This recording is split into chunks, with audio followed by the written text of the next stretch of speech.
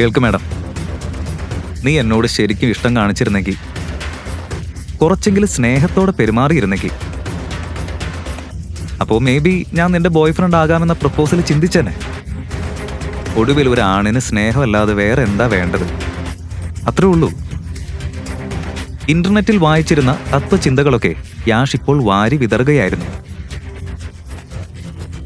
Oh my God, ഇങ്ങനൊരു കഴുതയായാലോ ഞാൻ പിക്ക് ചെയ്തത്.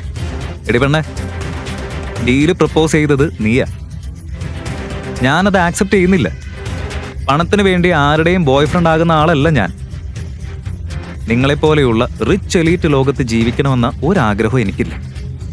ആളുകൾ എന്നെ അറിയില്ലെന്നാണോ നീ വിചാരിച്ചത്? ഒരുപാട് പേർക്ക് എന്നെ അറിയാം. ചൗപ്പാട്ടിയിൽ എനിക്ക് വലിയൊരു ചായക്കടയുണ്ട്. നിന്നേക്കാൾ സുന്ദരിയായ പെൺകുട്ടികൾ പോലും എൻ്റെ ചായക്ക് വേണ്ടി ലൈൻ നിൽക്കും. മനസ്സിലായോ? സംസാരിക്കാൻ വന്നേക്കുന്നു.